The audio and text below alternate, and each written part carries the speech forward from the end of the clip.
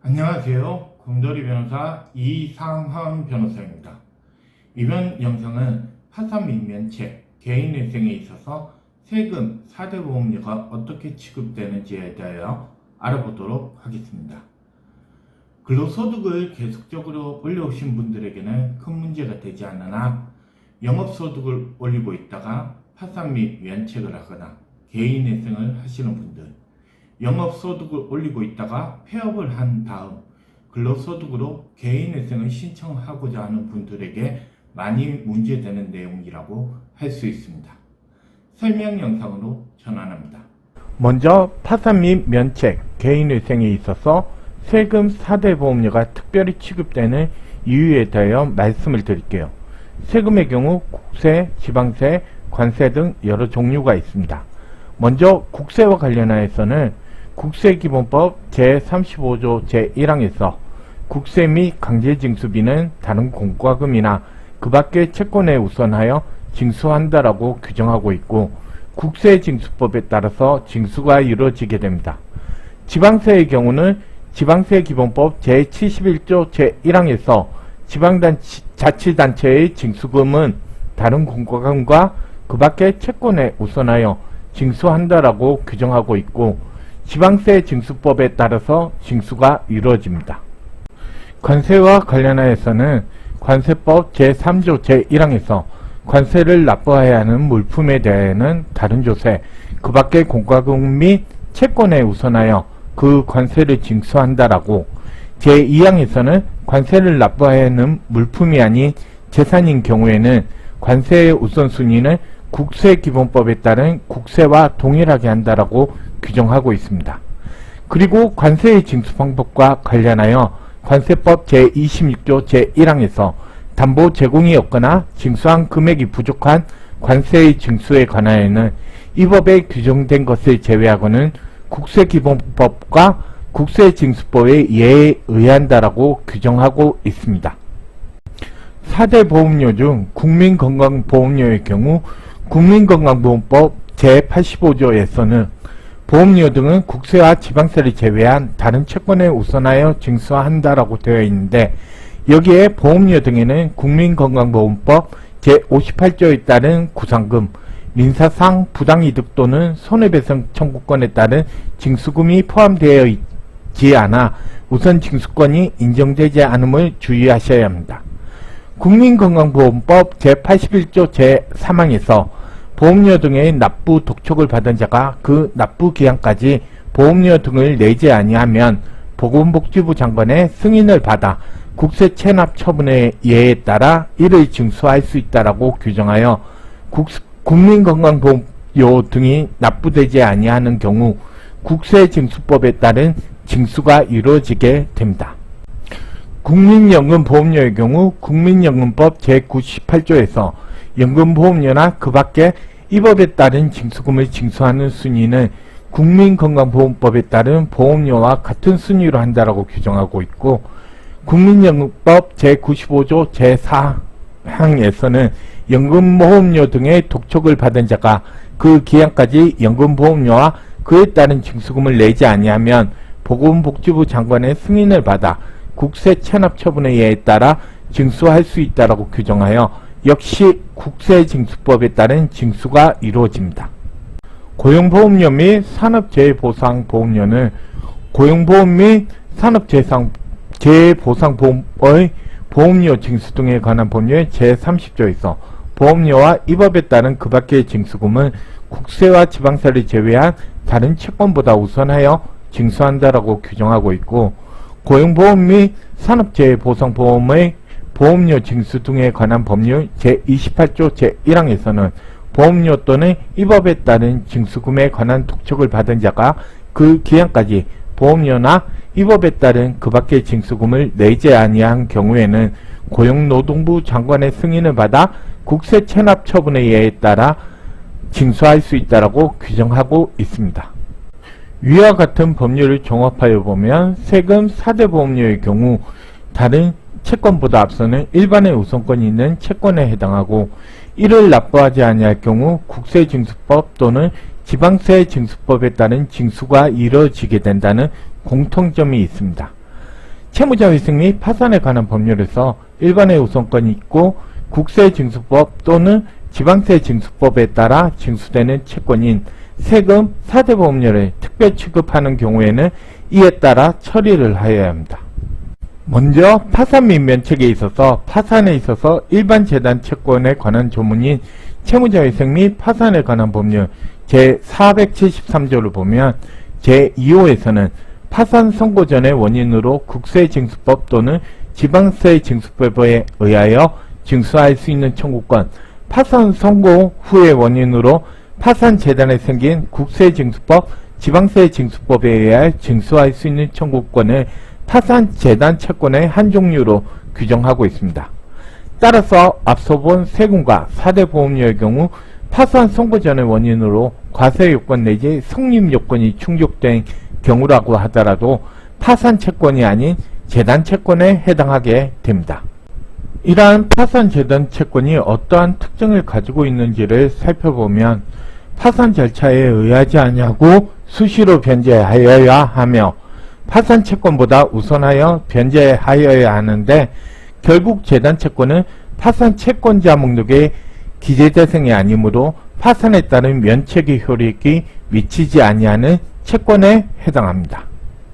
따라서 세금 및 사대보험료의 경우 파산에 있어서 재단채권에 해당하므로 채권자 목록에 포함이 불가능하고 파산 절차를 통하여 변제되지 않은 금액이 있다고 하더라도 면책의 효력이 미치지 않게 됩니다. 이번에는 개인회생에 있어서 세금과 사대보험료의 취급과 관련하여 말씀을 드릴게요. 먼저 세금인데 이미 개인회생 관련 채권 분류 및 정리 영상에서 말씀드린 바와 같이 개인회생 절차 개시 결정 후 납부기한이 도래하는 세금의 경우 채무자 회생 및 파산에 관한 법률 제583조 제1항 제2호에 따라 개인회생 재단채권에 해당하고 이는 개인회생 변제계획안에 따른 변제의 대상이 아닙니다. 개인회생 절차 개시결정 전 납부기한이 도래하는 세금은 개인회생 채권이 되고 앞서 본 바와 같이 일반 채권에 비하여 우선권이 인정되므로 일반에 우선권이 있는 개인회생 채권에 해당합니다. 사대보험료의 경우 영업소득자이거나 영업소득자이었다가 근로소득자가 된 경우 주로 문제됩니다.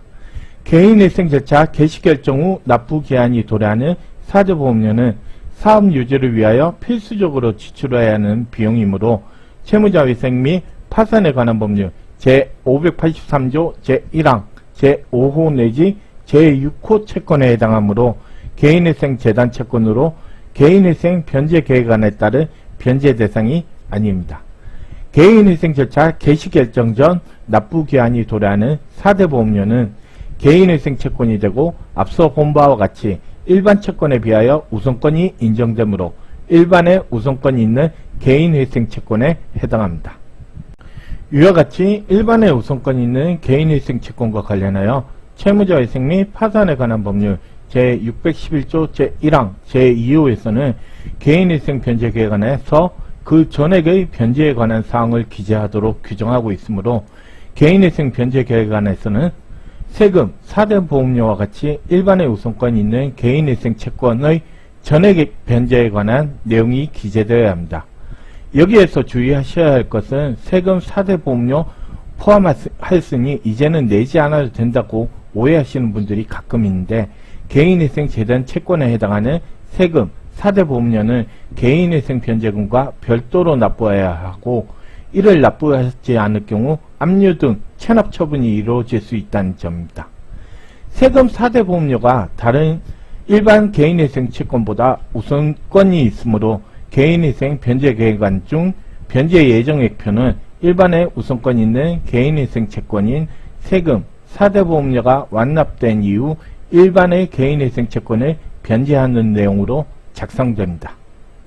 세금, 사대보험료와 관련하여 나오는 보존금고의 내용을 보면 세금, 사대보험료 미납이 있는지를 확인하기 위하여 체납사실증명과 보험료 미납 내역 등과 관련한 서류를 내라고 하고 미납이 있는 경우 채권자 일반의 이익을 위하여 세금, 사대보험료의 납부기한을 전체 변제기간의 절반으로 하라는 경우가 있습니다.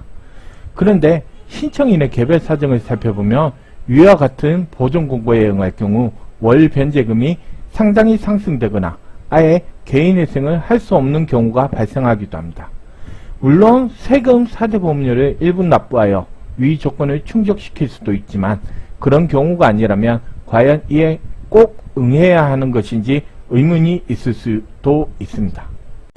세금 4대 보험료와 같은 일반의 우선권이 있는 개인회생 채권이 전체 변제기간의 절반의 범위 내에서 전액 변제되어야 하는지와 관련해서 판례가 있는데 대법원 2018년 2월 17일자 2016마 1324 결정입니다.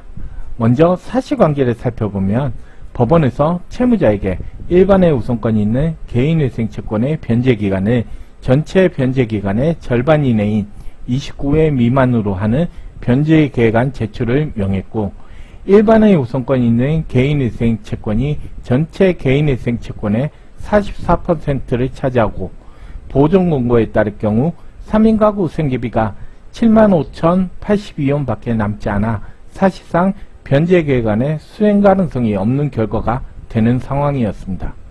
이에 신청인은 일반의 우선권이 있는 개인회생 채권의 변제기간을 전체 변제기간 60개월의 3분의 2를 차지하는 40개월로 하는 변제계획안을 제출하였고 이에 대하여 제1심법원은 신청인의 신청을 기각하고 원심법원도 제1심 결정을 유지하여 신청인은 재항고하였습니다.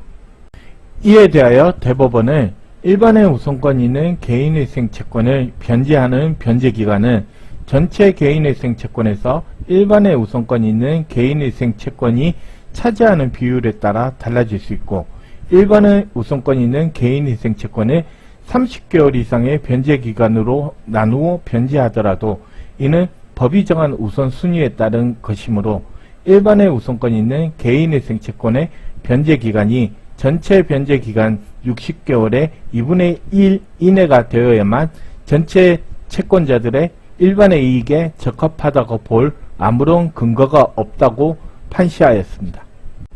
결국 대법원 2017년 2월 17일자 2016마 1324 결정에 의할 경우 일반의 우선권이 있는 개인회생 채권의 변제기간이 반드시 전체 변제기간의 2분의 1이 되어야 할 이유는 없다는 것입니다.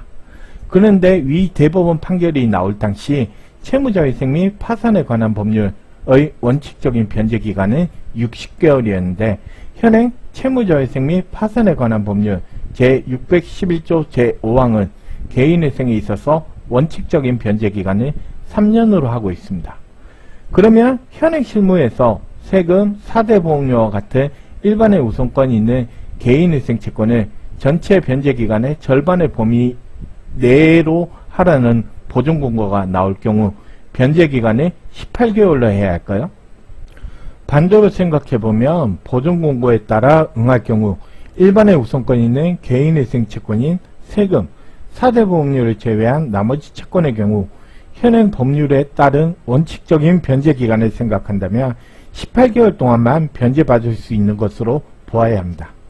그런데 현행 채무자회생 및 파산에 관한 법률 제611조 제5항에서는 원칙적인 변제기간은 3년으로 하되 특별한 사정이 있는 경우 변제기간을 5년까지 늘릴 수 있다고 규정하고 있습니다.